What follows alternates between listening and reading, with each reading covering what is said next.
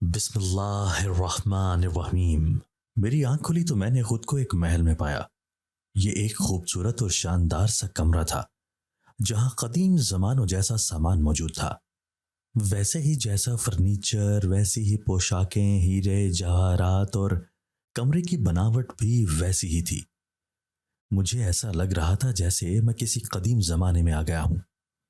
کمرے میں دیواروں پر لا تعداد شمعیں روشن تھیں جن کی بدولت کمرے میں روشنی پھیلی ہوئی تھی۔ میں جس بیڈ پر تھا اس کی ٹیک بھی کافی بڑی تھی اور بستر بھی روئی کی طرح ملائم تھا۔ میں نے بستر سے قدم نیچے رکھے اور کمرے سے باہر نکل آیا۔ باہر ایک طویل راہداری تھی جس کے ارد گرد کئی کمرے بنے ہوئے تھے، مگر ہر کمرے کا دروازہ بند تھا۔ لیکن مجھے یقین تھا کہ ہر کمرہ ویسا ہی سجا ہوا ہوگا جیسا وہ کمرہ تھا جہاں سے میں باہر آیا تھا۔ راہداری میں بھی دیواروں پر کچھ کچھ فاصلے پر لا تعداد شمعیں روشن تھیں جو ہر طرف اجالا پھیلا رہی تھیں، جس کا مطلب تھا کہ ابھی یہاں رات کا وقت تھا۔ میں راہداری سے گزرتا آگے بڑھا تو سیڑھیوں کے پاس جا پہنچا۔ ریلنگ کے پاس جا کر کھڑے ہوتے میں نے نیچے جھانکا تو نیچے وسیع و عریض ہال تھا جس میں خوبصورت سا سرخ رنگ کا کارپیٹ بچھا ہوا تھا۔ میں سیڑھیاں اترتا نیچے جانے لگا، تبھی مجھے کہیں سے بہت سارے لوگوں کے بولنے کی آواز سنائی دینے لگی۔ میں نیچے پہنچا تو ایسا لگا جیسے بہت سارے لوگ بھاگ رہے ہوں۔ قدموں کی دھمک سے محل ہلتا ہوا محسوس ہو رہا تھا۔ تبھی میرے دائیں جانب موجود دروازہ کھلا اور وہاں سے چوغوں میں ملبوس 20 کے قریب لوگ نمودار ہوئے اور میری طرف آئے۔ میں گھبرا کر پیچھے ہٹنے لگا جب ان میں سے ایک نے گرجدار آواز میں کہا، اپنی جگہ کھڑے رہو ورنہ سر قلم کر دیں گے۔ اس کی آواز اتنی بھاری اور کڑکدار تھی کہ مجھے اپنے کانوں کے پردے پھٹتے ہوئے محسوس ہوئے۔ میں سہم کر اپنی جگہ پر ہی کھڑا ہو گیا اور ہاتھ بھی اوپر کر لیے تھے۔ وہ لوگ مجھے اپنے آگے آگے چلاتے اسی دروازے سے گزار کر دوسری طرف لے آئے تھے۔ یہ بھی حال تھا، لیکن چوڑائی میں بے حد کم اور لمبائی میں بے حد لمبا، جیسے بادشاہوں کے دربار ہوتے ہیں، بلکہ ویسے ہی۔ وہاں پر پہلے سے کچھ لوگ کرسیوں پر براجمان تھے، لیکن وہ بہت بھیانک اور خوفناک تھے۔ ان سب کی آنکھیں سفید تھیں، بالکل سفید۔ ان کی آنکھوں میں سیاہ لینز نہیں تھا جیسے ہم انسانوں کی آنکھوں میں ہوتا ہے، جس کا مطلب تھا کہ وہ انسان نہیں تھے اور وہ جنات تھے۔ اچانک دائیں طرف سے آواز گونجی کہ اسے زندہ دفنا دیا جائے۔ میں نے دائیں طرف رخ موڑ کر دیکھا تو سامنے ہی ایک جن ذات کھڑا میری طرف اشارہ کرتا ہوا مجھے دفنانے کا کہہ رہا تھا۔ اس کی بات سن کر میرے رونگٹے کھڑے ہو گئے۔ حکم کی تعمیل کی جائے۔ اچانک سامنے سے آواز گونجی تو ان جن زادوں نے پلک جھپکتے مجھے ایک پنجرے میں قید کر دیا۔ میں نے حکم دینے والے کو دیکھا تو دیکھتا ہی رہ گیا۔ وہ ایک بے حد حسین عورت تھی۔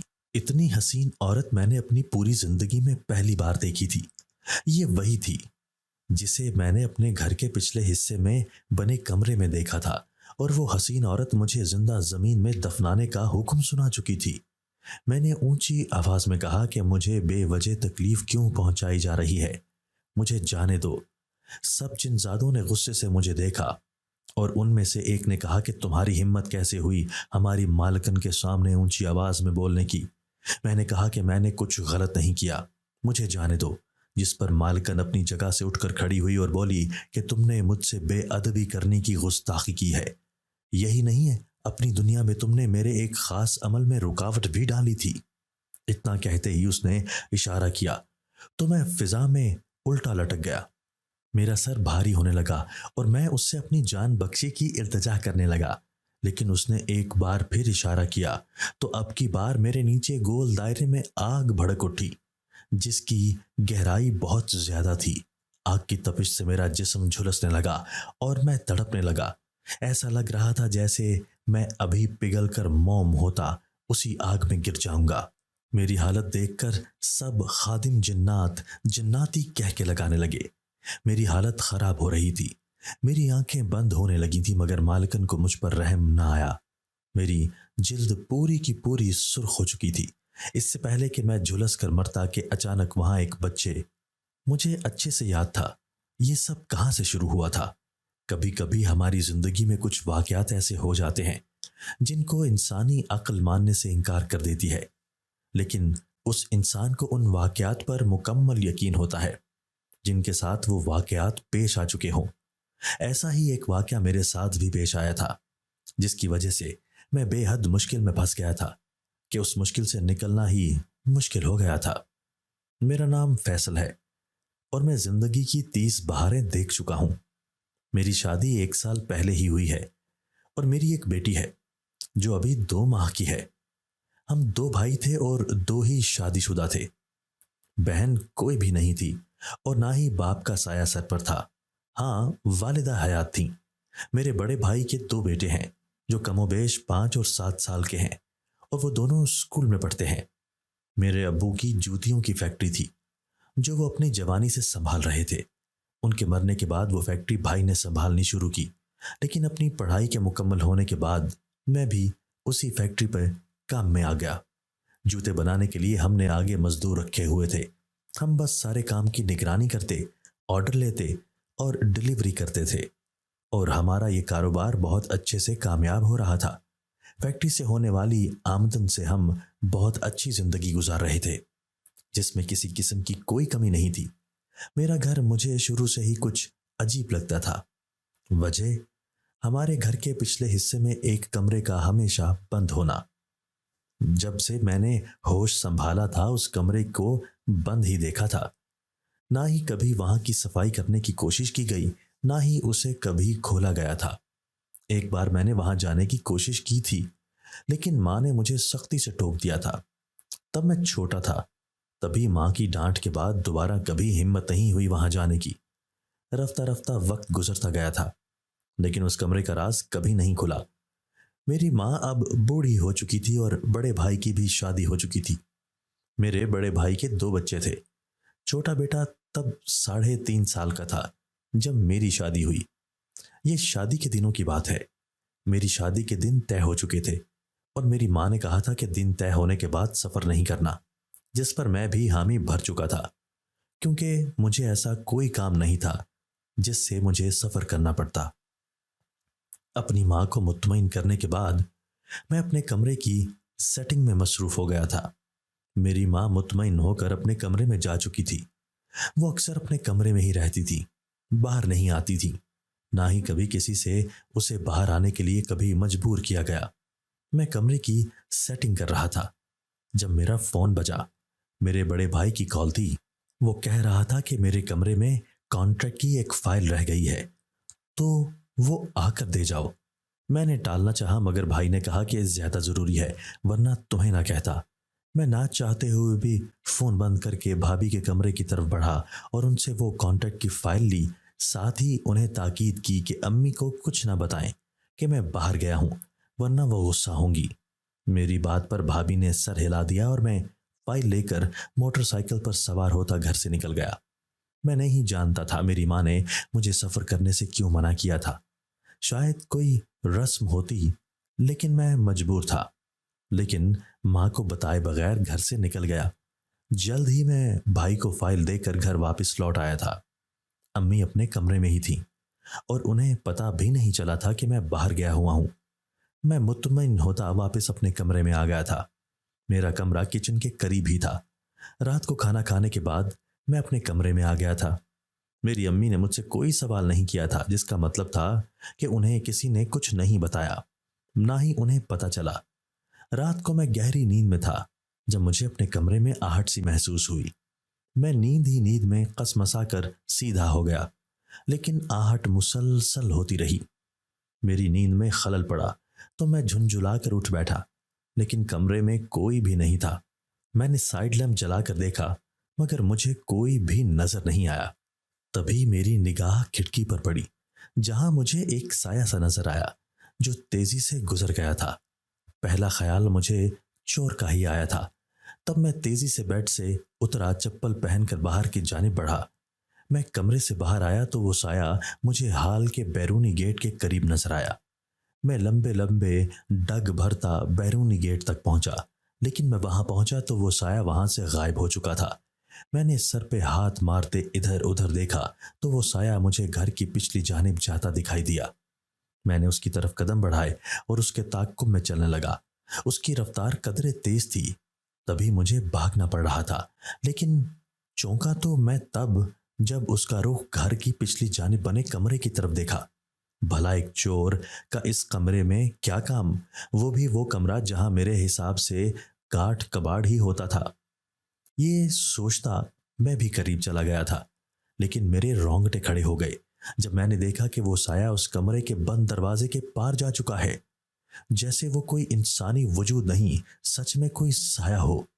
मैं तेजी से आगे बढ़ा, दरवाजे के करीब आया और तेजी से दरवाजा खटखटाते आवाजें देना शुरू कर दी कि कौन है अंदर, बाहर आओ वरना दरवाजा तोड़ दूंगा। मेरी धमकी पर 2 मिनट बाद ही दरवाजा खुल गया और मैं अंदर दाखिल हो गया, लेकिन अंदर दाखिल होते ही गर्दो गुबार ने मेरा इस्तकबाल किया। गर्दो गुबार मेरी नाक में घुसा तो मुझे खांसी होना शुरू हो गई। मैंने खांसते हुए इधर उधर देखा, मगर वहां कोई नहीं था। मैंने तेजी से पूरे कमरे में नजर दौड़ाई, मगर पूरा कमरा खाली था, हर किस्म के सामान से पाक। मैंने हैरत से उस कमरे को देखा जहां दीवारों पर जगह जगह जालों के ढेर लगे होते हैं, जो शायद सफाई ना होने की वजह से बने हुए थे। अचानक मेरे कंधे पर किसी ने हाथ रखा तो मैं खौफ से चीख उठा। डरते दिल से पीछे मुड़कर देखा तो वो मेरी माँ थी, जो मुझे सपाट नजरों से देख रही थी। अपनी माँ को देखकर मुझे कुछ हौसला हुआ। मेरी माँ ने गुस्से से पूछा कि तुम यहाँ क्या कर रहे हो? तो मैंने कहा कि मैंने एक चोर को देखा था जो यहाँ बंद दरवाजे से ही अंदर घुस गया और मेरे लिए दरवाजा खुद ही खुल गया। मैं तो बस चोर को पकड़ने आया था। मैं जानता था कि मेरी माँ को किसी का इस कमरे में आना पसंद नहीं। तभी मैंने वजाहत दी। मेरी माँ ने कुछ कहे बगैर मुझे जाने का इशारा किया और खुद भी मेरे साथ ही बाहर आ गई। हमारे बाहर आते ही दरवाजा खुद ब खुद ही बंद हो गया। मेरी माँ ने कहा कि आज तो तुम यहाँ आ गए हो, लेकिन आइंदा इस तरफ मत आना वरना नुकसान उठाओगे। मैं अपनी माँ की बात समझा तो नहीं था, लेकिन बगैर कोई सवाल किए अपने कमरे की जानिब बढ़ गया, क्योंकि मैं जानता था कि मेरी माँ गुस्से में है और मजीद सवाल करके मैं अपनी माँ को मजीद गुस्सा नहीं दिलाना चाहता था। अपने कमरे में आने के बाद मैं कुछ देर तक उस वाक़ये के बारे में सोचता रहा जो आज अभी कुछ देर पहले ही हुआ था, मगर फिर सर झटक कर सोने की कोशिश करने लगा। जल्द ही मैं सब कुछ भूल कर नींद के मजे लेने लगा था, क्योंकि मैं बातों को सर पर सवार करने का आदी नहीं था। अगले कुछ दिन खैर वाफियत से गुजर गए थे। शादी के हंगामों में वक्त गुजरने का पता ही नहीं चला और मेरी शादी भी हो गई और मेरी बीवी दुल्हन बनकर इस घर में आ गई। मेहमान सारे रुखसत हो गए थे और शादी का शोर भी मांद पड़ गया था। आहिस्ता आहिस्ता सारे काम मामूल पर आ रहे थे। शादी को 15 दिन गुजर चुके थे। एक शाम में फैक्ट्री से वापस आया तो मेरी बीवी मुझे घर पर कहीं भी नजर नहीं आई। मैंने उसे हर जगह ढूंढने के बाद अपनी भाभी से पूछा तो उसने भी लाइल्मी का इजहार कर दिया। अभी कुछ ही देर गुजरी थी जब वो मुझे हाल के बैरूनी गेट से अंदर आती नजर आई। करीब आने पर मैंने पूछा कि कहाँ गई थी तुम? तो उसने कहा कि मैं गोश्त रखने गई थी। मैंने ताज्जुब से पूछा कैसा गोश्त और कहाँ रखने गई थी? उसने कहा कि अम्मी ने कहा था कि गोश्त प्लेट में डालकर घर के पिछले हिस्से में जो कमरा है उसके दरवाजे की दहलीज पर रखा, तो वही रखने गई थी। उसकी बात सुनकर मैं कुछ हैरान हुआ और मेरा माथा ठनका। मैंने पूछा क्यों? तो उसने बताया कि पता नहीं, अम्मी रोज कहती हैं और रोज गोश्त की थाली देकर भेजती हैं, तो मैं रखाती हूं वहां। उसकी बात सुनकर मैं सोच में पड़ गया कि अम्मी ऐसा क्यों करती हैं, मगर कोई काबिले तवज्जो जवाब ना आया तो सर झटक कर रह गया। मगर उस कमरे के राज को मालूम करने का तजस्सुस मजीद बढ़ चुका था। कुछ दिन सुकून से गुजरे थे कि एक रात मैंने देखा कि मेरी बीवी कमरे से उठकर कहीं जा रही थी। मैंने हैरत से नींद से आंखें मसलते हुए उसे देखा और फिर घड़ी को देखा जो रात का 1 बजा रही थी। मैं तेजी से जूता पहनता उसके पीछे गया, जो अब बैरूनी दरवाजे से निकलकर घर के पिछले हिस्से की जानिब जा रही थी। उसकी हरकत पर मैं अचंभे में पड़ गया कि इस वीरान कमरे में इसका क्या काम। यही सोचकर मैं भी उसके पीछे आया। वो कमरे के दरवाजे तक पहुंची तो उसके लिए कमरे का दरवाजा खुद ब खुद खुल गया। मैं जानता था मेरे लिए दरवाजा नहीं खुलेगा, तभी तेजी से आगे बढ़कर खिड़की के जरिए कमरे में देखने लगा, मगर अंदर का मंजर देखकर मैं चकरा कर रह गया। सामने ही मेरी बीवी कमरे के वस्त में चित लेटी हुई थी। लेकिन उसका वजूद जमीन से 2 फुट ऊंचा हवा में मुअल्लक था। कमरे में उसके अलावा कोई भी नहीं था। मुझे समझ नहीं आ रही थी कि ये क्या हो रहा है। मैंने तेजी से दरवाजा बजाना शुरू कर दिया तो अचानक दरवाजा खुल गया। मैं अंदर गया तो सामने ही मेरी बीवी अब जमीन पर बेहोश पड़ी हुई थी। मैं तेजी से उसकी जानिब लपका, उसका गाल थपथपाने लगा, लेकिन वो होश में ना आई। तभी पूरे कमरे में अंधेरा छाने लगा और फिर उस अंधेरे में एक जगह रोशनी हुई। इतनी रोशनी कि मेरी आंखें चुंधिया गईं। उस रोशनी में एक आवाज गूंजी जो मुझसे ही मुखातिब होकर कह रही थी कि तुमने हमारे अमल में रुकावट डाली है, तुम्हें इसकी सजा जरूर मिलेगी, जरूर मिलेगी। मैंने आंखें मसल कर उस रोशनी में देखा तो वहां एक बेहद हसीन और खूबसूरत औरत बैठी हुई थी, लेकिन उसके चेहरे पर गैज़ व गज़ब के तासुरात थे। उसके गुस्सीले तासुरात भी उसके हुस्न की चमक को मांद नहीं कर पाए थे। मेरे देखते ही देखते वो औरत गायब हो गई थी। मैं काफी देर उस जगह को देखता रहा और फिर उठना चाहा, मगर उसी वक्त मेरा सर जोर से चकराया और मैं वहीं गिरता हुआ बेहोश हो गया। अगली सुबह जब मैं उठा तो मेरी बीवी कमरे में नहीं थी। मैं आंखें मसलता उठकर बैठा तो रात का सारा वाकया मेरे जहन में घूमने लगा। मुझे हैरत थी कि मैं यहाँ कैसे आया। यकीनन घर वाले ही लेकर आए होंगे। मैं यही सोचता उठकर जूता पहनता बाहर निकला। मेरा रुख अपनी माँ के कमरे की तरफ था, क्योंकि मुझे यकीन था कि मुझे मेरे हर सवाल का जवाब यही मिलेगा। मैं अपनी माँ के कमरे में आया तो वो आंखें बंद करके ज़ेरे लब कुछ पढ़ने में मसरूफ थीं। मैंने अपनी माँ के करीब जाकर खड़े होते हुए गला खनखारा तो वो मेरी तरफ मतवज्जे हुई और सवालिया नज़रों से मुझे देखा। मैंने पूछा कि घर के पिछले हिस्से में जो कमरा है उसकी हकीकत क्या है। मेरी बात सुनकर मेरी माँ ने कहा कि वो एक फालतू कमरा है, तभी वहाँ कोई नहीं रहता। मैंने कहा कि मैंने रात को अपनी आंखों से वहाँ देखा है। वहाँ पे एक बहुत खूबसूरत औरत रहती है, लेकिन वो एक जादूगरनी है जो मेरी बीवी पर जादू कर रही थी। मेरी बात सुनकर मेरी माँ चौंक गई और पूछा, औरत? मैंने हाँ में सर हिला दिया, मगर मेरी माँ ने कहा कि वहाँ कोई नहीं रहता, तुमने ख्वाब देखा होगा। मैंने कहा नहीं, वो कोई ख्वाब नहीं था। रात को मेरी बीवी पर वहाँ जादू हो रहा था और आप कह रही हैं कि वो ख्वाब था। अगर आपको मेरी बात पर यकीन नहीं तो जाकर मेरी बीवी से पूछें जो रात के आखिरी पहर उस कमरे में गई थी। मेरी बात पर मेरी माँ ने मेरी बीवी नबीला को बुलाया और उससे पूछा कि वो उस कमरे में क्या लेने गई थी रात को। नबीला कुछ उलझन और नासमझी से कहने लगी कि वो रात को कहीं नहीं गई, बल्कि अपने कमरे में ही सो रही थी और सुबह जब जागी तो भी अपने कमरे में ही थी। मैंने तेजी से कहा कि ऐसा कुछ नहीं है, हम दोनों उस कमरे में बेहोश हो गए थे और यकीनन भाई ही मुझे वहां से लाए होंगे। मेरी माँ ने मेरे बड़े भाई को भी बुलवाया, लेकिन उसने भी यही कहा कि मैं तो तुम्हें उस कमरे से नहीं लाया, बल्कि तुम्हें सुबह तुम्हारे कमरे से ही निकलते हुए देखा था और अब अम्मी के बुलाने पर यहाँ आया हूँ। मैं सबकी बातें सुनकर हवास बाख्ता होकर रह गया था, क्योंकि बाकी सबके मुताबिक तो ऐसा कुछ भी नहीं हुआ था जो रात को मैंने देखा था। मुझे वो हसीन औरत अच्छे से याद थी, लेकिन सब मेरी बात को झुटला रहे थे। मेरी माँ ने कहा कि तुमने कोई बुरा ख्वाब देखा होगा और वो ख्वाब तुम्हारे सर पर सवार हो गया है, और कुछ नहीं, जाकर आराम करो। उनकी बात सुनकर मैं अपने कमरे में चला गया, क्योंकि अब तो मुझे यकीन होने लगा था कि यकीनन मैंने ख्वाब ही देखा होगा। चंद रोज के बाद मैं वो वाकया भूल कर अपनी जिंदगी में मगन हो गया था। जिंदगी मामूल के मुताबिक गुजरती रही। उस दौरान मुझे बाप बनने की खुशखबरी मिली, जिससे सब ही बहुत खुश थे। मेरी बीवी के आखिरी आयाम चल रहे थे। उस दिन वो घर पर अकेली ही थी। घर वालों में से भी कोई घर पर नहीं था। भाभी और भाई बच्चों के स्कूल गए हुए थे और अम्मी अपनी बहन के घर गई हुई थी। मैं रात को जब घर वापस आया तो वो बिस्तर पर बेसुध पड़ी हुई थी। उसकी तबीयत बेहद खराब थी, लेकिन एक चीज जो मैंने नोट की वो उसके ढीले ढाले लिबास में मलबूस वजूद में तब्दीली थी और उसे उठाते वक्त वो मुझे बिल्कुल हल्की लगी। मैं उसकी हालत पर गौर करने में वक्त ज़ाया करने के बजाय उसे अस्पताल ले गया था। उसे इमरजेंसी में ले जाया गया, लेकिन 1 घंटे बाद मुझे जो खबर मिली उसे सुनकर मेरे होश फना हो गए। डॉक्टर ने कहा कि आपकी बीवी की डिलीवरी हो चुकी है। लेकिन ऐसा कैसे हो सकता था? घर में तो वो अकेली थी اور اکیلے میں کیسے ڈلیوری ہوتی، اور بچہ وہ بھی غائب تھا۔ میں نے ڈاکٹر کو سارے حالات بتائے کہ ایسا ناممکن ہے، بچہ کیسے کہیں جا سکتا ہے جب میری بیوی گھر میں اکیلی تھی۔ ڈاکٹر میری بات ماننے سے انکاری تھا۔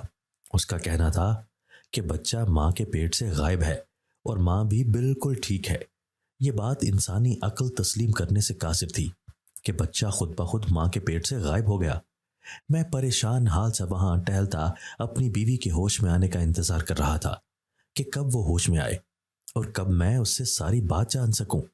میں نے فوراً کر کے گھر والوں کو فون پر ساری صورتحال بتا دی، سوائے امی کے جو اپنی بہن کے گھر گئی ہوئی تھیں۔ میرا بھائی اور بھابھی بھی بچوں سمیت ہسپتال پہنچ گئے تھے اور میں نے انہیں بھی ساری بات بتا دی تھی کہ نبیلہ آپریشن تھیٹر میں ہے اور بچہ غائب ہے۔ میں نے ڈاکٹر کی بتائی ساری بات بھی انہیں بتا دی تھی، جسے سن کر وہ بھی تشویش میں مبتلا ہو چکے تھے۔ انہیں بھی میری طرح اس بات پر یقین نہیں آ رہا تھا۔ کچھ ہی دیر میں نبیلہ کو ہوش آیا تو اسے روم میں شفٹ کر دیا گیا۔ میں اور میرے بھائی بھابھی بھی اس کے پاس پہنچے تو سامنے ہی وہ پرسکون سی لیٹی ہوئی تھی۔ مجھے دیکھتے ہی کہنے لگی کہ میرا بچہ کہاں ہے۔ میرے پاس اس کے سوال کا کوئی جواب نہیں تھا۔ تبھی میں چپ رہا تو میری بھابھی نے اسے سب کچھ بتایا، جسے سن کر وہ بے یقینی سے رونے لگی اور منتیں کرنے لگی کہ اسے اس کا بچہ لا کر دیا جائے۔ میری بھابھی نے اس سے پوچھا کہ تم گھر میں اکیلی تھی تو یہ کیسے ہوا، جس پر اس نے روتے ہوئے بتایا کہ وہ اپنے کمرے میں آرام کر رہی تھی جب اس کے کمرے میں ایک بہت حسین عورت دروازے سے اندر آئی۔ وہ بے حد حسین تھی اور اس کے پیچھے ہی کچھ آدمی بھی اندر آئے۔ یوں لگ رہا تھا جیسے وہ ان کی ملکہ ہو اور وہ آدمی اس کے خادم۔ سبھی آدمیوں نے سیاہ رنگ کے لمبے لمبے سیاہ چوغے پہن رکھے تھے، جن کی بڑی بڑی ٹوپیوں نے ان کے چہرے بھی ڈھانپ رکھے تھے۔ وہ عورت میرے پاس آئی تو میں اس سے پوچھنے لگی کہ وہ کون ہے، جس پر اس نے اتنا ہی کہا کہ وہ ملکہ ہے اور اپنی امانت لینے آئی ہے۔ اتنا کہہ کر اس نے اپنے خادموں کو اشارہ کیا، جس پر وہ میرے ارد گرد دائرہ بنا کر کھڑے ہو گئے۔ میں خوف زدہ ہو گئی تھی کیونکہ میں گھر میں اکیلی تھی۔ تبھی ان میں سے ایک نے چٹکی بجائی تو مجھے پیٹ میں درد ہونے لگا اور اس درد کو نہ سہتے ہوئے میں بے ہوش ہو گئی۔ اس کے بعد کیا ہوا مجھے نہیں علم۔ جب ہوش آیا تو میں یہاں تھی۔ نبیلہ کی بات سن کر میرے ذہن میں وہی حسین عورت لہرائی جسے میں اپنے گھر کے پچھلے حصے میں موجود کمرے میں دیکھ چکا تھا۔ یعنی وہ میرا خواب نہیں تھا بلکہ وہ سچ میں موجود تھی، اور اس نے یہ بھی کہا تھا کہ وہ مجھے سزا دے گی، اور اب سزا کے طور پر وہ مجھ سے میرا بچہ چھین کر لے گئی تھی اور میں کچھ بھی نہ کر سکا تھا۔ اگلے دن ہم نبیلہ کو گھر لے آئے تھے۔ رو رو کر اس کا برا حال تھا اور پریشان تو ہم بھی تھے کہ بچہ گیا کہاں اور کون لے گیا۔ رات کو امی واپس آ گئیں تو میں ان کے سر ہو گیا کہ وہ میرا خواب نہیں تھا، حقیقت تھی جسے آپ نے خواب کہہ کر جھٹلا دیا تھا، اور اسی عورت نے میرا بچہ چرایا ہے۔ میری ماں مجھے بھڑکتے دیکھ کر کچھ دیر چپ رہی، پھر بولی کہ ہاں اسی نے تمہارا بچہ چرایا ہے اور اس کی نظر میں یہ تمہاری سزا ہے۔ میں نے کہا کہ سزا، اور وہ تھی کون اور کیوں میرا بچہ لے گئی؟ امی نے کہا کہ وہ ایک جن زادی تھی اور وہ جنات کی ملکہ ہے۔ وہ کافی عرصے سے ہمارے گھر کے پچھلے حصے میں موجود کمرے قیام پذیر ہے۔ وہ تمہارے دادا پر عاشق تھی اور تبھی سے وہ یہاں ہی رہ رہی ہے۔ ہر 14ویں کی رات وہ اپنی دنیا والوں سے رابطہ کرتی ہے اور کچھ خاص عمل کرتی ہے، لیکن اس رات تم نے اس کے عمل میں خلل ڈال دیا، جس کی وجہ سے اس کا اپنی دنیا سے ناتا ٹوٹ گیا۔ تمہاری وجہ سے اسے غصہ آ گیا اور اس نے تمہیں سزا دینے کے لیے تم سے تمہارا بچہ چھین لیا۔ اب اس بچے کو بھول جاؤ کیونکہ وہ اپنی دنیا میں واپس جا چکی ہے اور اب کبھی تمہیں تمہارا بچہ نہیں ملے گا۔ اپنی ماں کی بات سن کر میں کام کر رہ گیا۔ یہ خیال ہی سہانے روح تھا کہ اب کبھی میں اپنے بچے کو نہیں دیکھ پاؤں گا، جس کے اس دنیا میں آنے کا میں نے شدت سے انتظار کیا تھا۔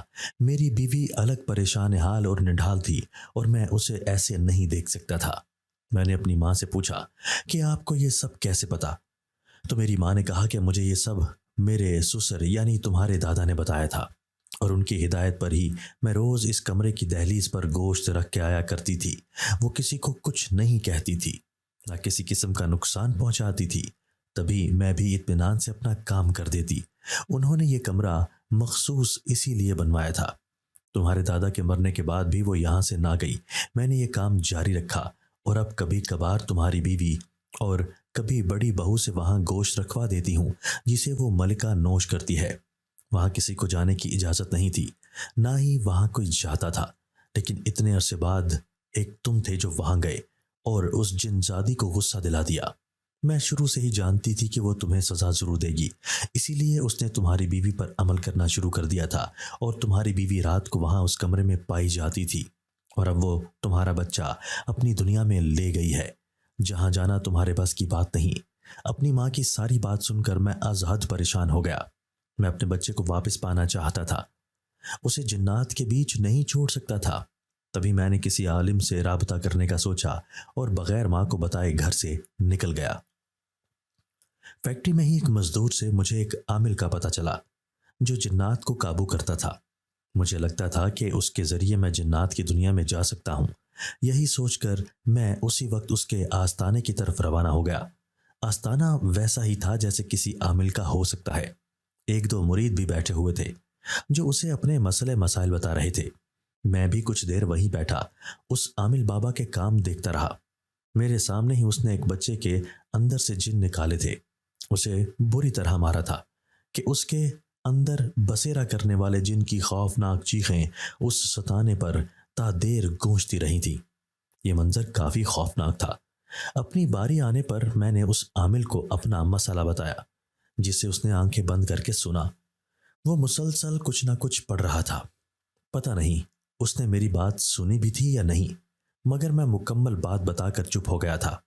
میرے چپ ہوتے ہی اس نے اپنی آنکھیں کھولیں اور کہا کہ اپنا بچہ لانے کے لیے تمہیں اس کی دنیا میں جانا ہوگا، کیونکہ اب وہ اس دنیا میں نہیں آئے گی۔ اگر آئی تو کبھی واپس نہیں جا سکے گی، کیونکہ وہ ایک آدم ذات کو اپنے ساتھ لے گئی ہے جو ان کی دنیا کے اصولوں کے خلاف ہے، لیکن وہ ملکہ ہے تو اسے کوئی کچھ نہیں کہہ سکتا۔ میں نے کہا کہ میں اس کی دنیا میں جانا چاہتا ہوں، لیکن مسئلہ یہ ہے کہ میں جاؤں کیسے؟ عامل نے کہا کہ اس کا بھی حل ہے اس کے پاس، لیکن اس کے لیے تمہیں مجھے نذرانہ دینا ہوگا۔ میں نے کہا ٹھیک ہے، میں تیار ہوں۔ عامل نے کہا کہ مجھے ایک کتاب چاہیے جو تمہیں اتنی آسانی سے نہیں ملے گی۔ وہ کتاب جن زادوں کی ملکہ کے قبضے میں ہے، اور تمہیں وہ کتاب اسی کمرے سے ملے گی جہاں اس ملکہ کا بسیرا تھا۔ وہ کتاب مجھے لا دو۔ میں نے اس کی بات پر حامی بھر لی اور گھر لوٹ آیا۔ گھر آنے کے بعد میں نے کسی پر بھی کچھ ظاہر نہ کیا۔ میری بیوی کی طبیعت خراب ہونے کی وجہ سے زیادہ تر کمرے میں ہی بند رہتی تھی۔ کچھ بچے کا غم الگ تھا۔ میں نے کچن سے حفاظتی طور پر ایک تیز دھار چھری لی اور رات کے وقت میں اپنے کمرے سے نکلا اور گھر کے پچھلے حصے میں موجود کمرے کی طرف بڑھا۔ دروازہ کھلا ہوا تھا، تبھی میں آسانی سے اندر داخل ہو گیا۔ کمرے میں ایک الماری تھی، لیکن یہ الماری مجھے پہلے کبھی نظر نہیں آئی تھی۔ جیسے ہی میں نے الماری کے پٹ پر ہاتھ رکھا، کمرے کا دروازہ اپنے آپ بند ہو گیا اور کمرے میں تیز ہوائیں چلنے لگیں۔ ہوا اتنی تیز تھی کہ میرے پاؤں زمین سے اکھڑنے لگے۔ اڑنے سے بچنے کے لیے میں نے الماری کو تھام لیا اور اسے کھولنے کی کوشش کرنے لگا۔ اچانک میرے اوپر خون کی برسات ہونے لگی اور میں پورا کا پورا خون میں نہا گیا۔ میں نے ادھر ادھر دیکھا مگر کہیں بھی کوئی نہیں تھا۔ مجھے سمجھ نہ آیا کہ خون کہاں سے آ رہا ہے۔ میں نے الماری کا دروازہ کھولنے کی کوشش کی، مگر تبھی مجھے اپنے پیچھے کسی کی غراہٹ سنائی دی۔ پیچھے سیاہ چوغے میں ایک جن زاد کھڑا تھا۔ اس کی آنکھیں سیاہ تھیں جو غصے سے سرخ ہو رہی تھی۔ پورے کمرے میں اس کی غراہٹ گونج رہی تھی۔ اس نے میری گردن تھامی اور زور سے دبانے لگا۔ میرا دم گھٹنے لگا اور مجھے لگا میرا آخری وقت آ چکا ہے۔ اچانک اس نے میری آنکھوں کی طرف ہاتھ بڑھایا۔ یقیناً وہ میری آنکھیں نوچنے والا تھا۔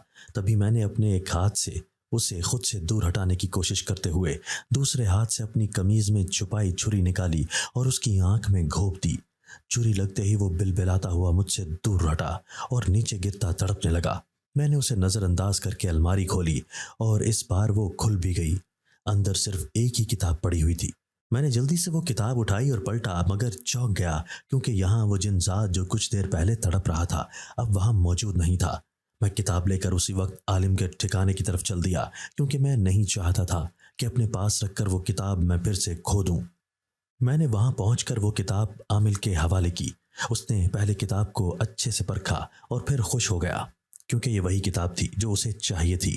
اس نے کہا کہ اب وہ میرا کام کر دے گا اور کل شام کو میرے گھر پہنچ جائے گا۔ میں وہاں سے مطمئن ہو کر اپنے گھر لوٹ آیا تھا۔ बार बार अपने बच्चे का ख्याल आ रहा था, जो ना जाने किस हाल में होगा और वो मालकन उसके साथ क्या कर रही होगी। यही सब सोचता मैं घर आया और कल का इंतजार करता सो गया। अब मुझे कल का इंतजार था, जब मैं जिन्नात की दुनिया में जाता। मैंने घर में किसी को भी कुछ नहीं बताया था कि मुझे इल्म था वो मुझे कभी इतना बड़ा कदम नहीं उठाने देते, और शायद मेरा वहां से बचकर लौट आना भी मुश्किल ही था। अगले दिन शाम के वक्त मैं उस आलिम को चुपते छुपाते अपने घर में ले आया था। सब लोग घर के अंदर थे, तभी किसी को पता नहीं चला था। मैं उस आमिल को लेकर उस कमरे में आ गया। मैंने आमिल को अलिफ तक ये सब कुछ बता दिया था। आमिल अपना सामान जमीन पर रखता, अब सब कुछ सेट करने लगा था। मैं दरवाजे के करीब खड़ा हो गया ताकि किसी को भी पता ना चले, और अगर कोई इधर आए भी तो उसे बाहर ही रोक लूं। आमिल अब आग जलाकर बैठ गया था और इर्द गिर्द कुछ धागे बांध कर रख रहा था। उसके सामने दो पुतले पड़े हुए थे, जिनमें से एक छोटा और दूसरा बड़ा था। चारों तरफ उसने क्रॉस के निशान बनाए हुए थे। आग के अलाव भड़क रहे थे और वो अब मुसलसल कुछ पढ़कर आग में फूंक मार रहा था, जिससे अब वो आग मजीद भड़कने लगी थी। अचानक कमरे में तेज हवाएं गूंजने लगी, जैसे कोई हुर्रा रहा हो। आलिम ने मुझे अपने साथ बैठने का इशारा किया तो मैं दरवाज़ा बंद करके उसके सामने बैठ गया। आधा घंटा वो ये अमल दोहराता रहा। उस दौरान आमिल की हिदायत के मुताबिक मैंने आंखें बंद कर रखी थी। कमरे में शोर का इजाफा होता जा रहा था, जिससे कान फटते महसूस हो रहे थे। अचानक कमरे के दर्जा हरारत में इजाफा होने लगा। ऐसा लगा जैसे हर तरफ गर्मी ही गर्मी हो गई हो, हालांकि ये सर्दियों का मौसम था। कमरे का दर्जा हरारत इस कदर बढ़ गया कि हमारे जिस्म पसीनों में नहा गए। अचानक आमिल ने अपनी आंखें खोली और कहा कि वो इसी दुनिया में है, लेकिन ऐसी जगह जहां जिन्नात का बसेरा है। वो वहां इंसानों की मौजूदगी का कोई अमल दखल नहीं। तुम आसानी से वहां जा सकते हो, लेकिन वो जगह जंगलों में है। उनकी रिहाइश गाह तुम्हें आम आंख से नजर नहीं आएगी। इसलिए मैं तुम्हें एक मंत्र बताऊंगा, जिससे तुम उस महल के अंदर पहुंच जाओगे और आसानी से अपनी बेटी को ढूंढ लोगे, और जब उस मंत्र को दोबारा पढ़ोगे तो वापस बाहर आ जाओगे। आमिल की बात सुनकर मुझे हौसला हुआ कि अब मुझे अपनी दुनिया से दूर नहीं जाना पड़ेगा। मैंने पूछा, वो जगह कहाँ है?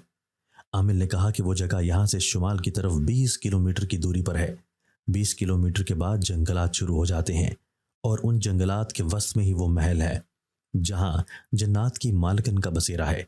वहां तक तुम बआसानी पहुंच जाओगे, लेकिन वहां अपनी हिफाजत कैसे करनी है ये तुम्हें खुद सोचना होगा, क्योंकि वो जन्नात तुम्हारे दुश्मन हैं और वो तुम्हें देखते ही तुम्हें मार डालेंगे।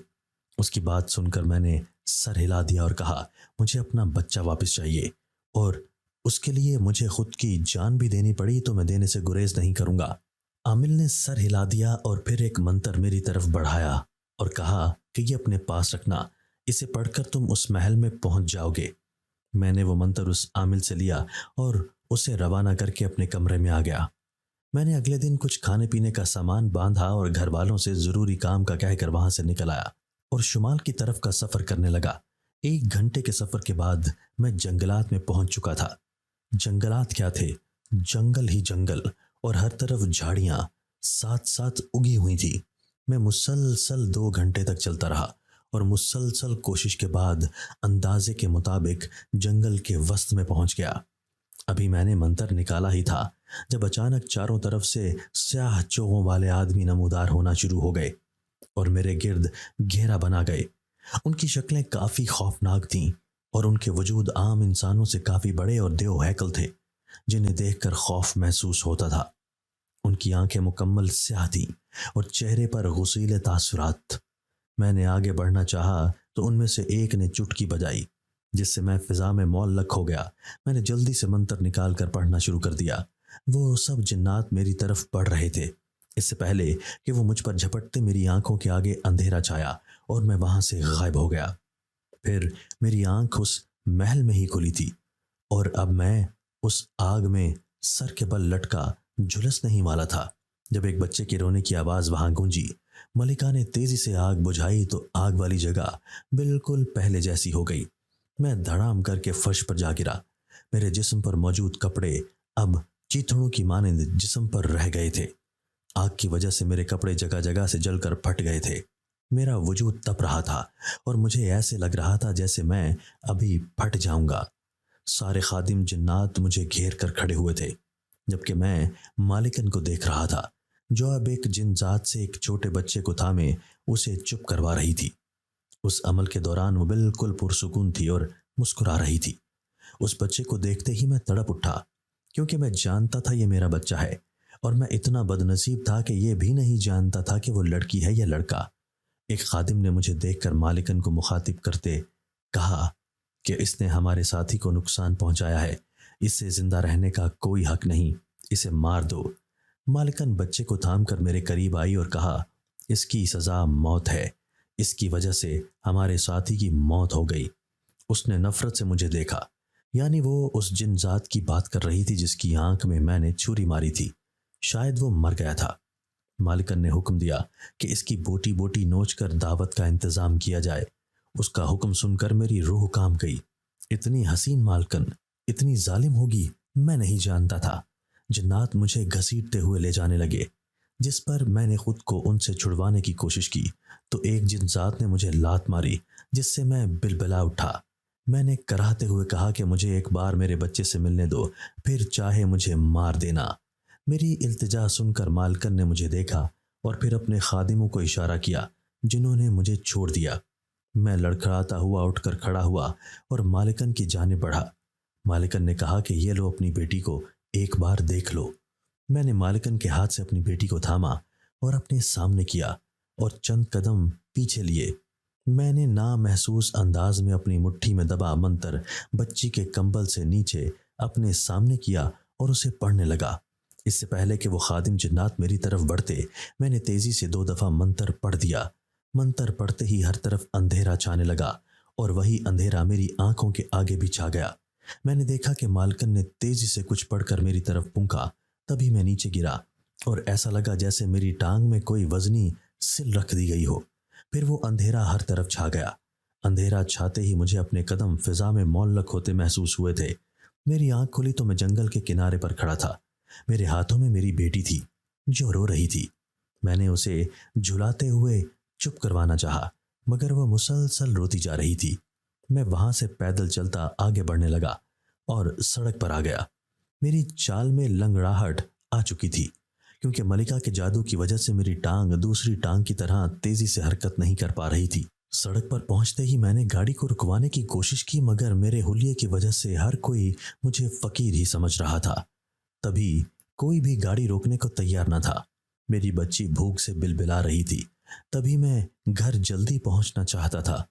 ابھی میں آگے بڑھ ہی رہا تھا جب اچانک میرے ارد گرد خادم جنات ظاہر ہو گئے۔ ان کو دیکھ کر میں ڈر گیا اور ان سے بچنے کی ترکیبیں سوچنے لگا۔ وہ جنات میرے ارد گرد گھیرا تنگ کرتے میرے نزدیک آ گئے۔ ایک خادم جن نے میرے قریب آ کر مجھ سے بچی کو چھیننا چاہا۔ جبھی میں نے اپنا ہاتھ اس کے سینے پر رکھا اور کلام پاک پڑھنا شروع کر دیا، جس سے وہ ایک جھٹکا کھا کر مجھ سے دور ہوا۔ اس ترکیب کو کام کرتا دیکھ میں نے بلند آواز میں کلام پاک کا ورد کرنا شروع کر دیا، جس سے وہ خادم جنات مجھ سے دور دور ہٹنے لگے۔ میری بچی اب بھی رو رہی تھی۔ تبھی میں نے دائیں جانب سے آتی گاڑی کو اشارہ کیا، جو کہ ایک ٹرک تھا۔ میں نے اس ٹرک ڈرائیور سے لفٹ مانگی، جس پر وہ بخوشی راضی ہو گیا اور مجھے پیچھے بیٹھنے کو کہہ دیا۔ میں اپنی بچی کے ساتھ ٹرک کے پچھلے حصے میں آ گیا، جہاں سیبوں کی پیٹیاں رکھی ہوئی تھیں۔ اس دوران میں نے کلام پاک کا ورد کرنا نہیں چھوڑا تھا، لیکن وہ خادم جنات اپنی ملکہ کے حکم کے مطابق مسلسل میرے ارد گرد ہی تھے۔ بے شک وہ میرے پاس نہیں آ رہے تھے، لیکن ان کا خوف مجھ پر حاوی ہو رہا تھا۔ وہ اپنی سیاہ آنکھوں سے مجھے گھور رہے تھے، جس کی وجہ سے میں ان سے نظریں چراتا رخ بدل گیا اور کلام پاک پڑھنا جاری رکھا۔ جسم میں اٹھتی تکلیف اور جلن سے میرا برا حال تھا، لیکن مجھے جلد از جلد واپس پہنچنا تھا تاکہ اپنی بچی اور خود کو محفوظ کر سکوں۔ 1 گھنٹے کے بعد میں اسٹاپ پر اتر کر وہاں سے پیدل ہی عامل کے آستانے کی جانب بڑھ رہا تھا۔ وہ جنات خادم میرے پیچھے ہی اڑتے اڑتے آ رہے تھے۔ میں عامل کے آستانے کے دروازے پر پہنچا تو میرا سانس خشک ہوا، کیونکہ دروازے کے عین باہر جنات کی مالکن کھڑی تھی۔ اس نے مجھے دیکھ کر غصے سے کہا کہ تم نے ہمیشہ گستاخی کی ہے، اور یہی نہیں بلکہ ہمارے ہر عمل میں رکاوٹ پیدا کی ہے، لیکن اس کے ساتھ ساتھ تم نے ہماری شاہی جادو کی کتاب بھی اس جادوگر کے حوالے کر دی، جس کے لیے تمہاری موت یقینی ہے، اور اس کے بعد ہم تمہاری بیٹی کو اپنے ساتھ لے جائیں گے۔ مالکن نے کہہ کر اپنا ہاتھ ہوا میں بلند کیا۔ میں نے تیزی سے کہا کہ میں نے جو کیا مجبوری میں کیا، اگر تم میری بیٹی کو نہ اٹھواتی تو میں کبھی بھی وہ کتاب اس عامل کے حوالے نہ کرتا۔ میری بات سن کر مالکن نے تیش بھری نظروں سے مجھے دیکھا۔ میں نے کہا کہ اس کے لیے تم نے ہی مجھے مجبور کیا تھا، لیکن اگر تم میرا پیچھا ہمیشہ کے لیے چھوڑ دو تو میں تمہیں وہ کتاب واپس لا دوں گا۔ میری بات سن کر مالکن نے میری طرف دیکھا اور پھر جنات کی طرف جو اسبات میں سر ہلا گئے۔ ٹھیک ہے، منظور ہے۔ میں نے کہا کہ وہ عامل جادوگر ہے، اگر میں نے کتاب واپس لی تو وہ مجھے نقصان بھی پہنچا سکتا ہے۔ مالکن نے کہا اس کی فکر مت کرو۔ یہ کہہ کر اس نے منہ میں کچھ پڑھا اور اپنے خالی ہاتھ کی مٹھی بنا کر میرے سامنے کھولی تو اس میں ایک لاکٹ پڑا ہوا تھا جس کے وسط میں تعویذ کی جگہ پر پارس پتھر لگا ہوا تھا۔ اس نے وہ لاکٹ میری طرف بڑھایا اور کہا کہ یہ لاکٹ پہن کر تم کسی بھی قسم کے جادو سے محفوظ رہو گے۔ یہ اب تمہارا ہوا۔ میں نے اس سے وہ لاکٹ تھاما اور گلے میں پہن کر اجازت لے کر اندر چلا گیا، جہاں سامنے ہی وہ عامل بیٹھا ہوا تھا۔ وہ کسی عمل میں مصروف تھا اور وہی جادوئی کتاب ایک طرف ہوا میں معلق تھی۔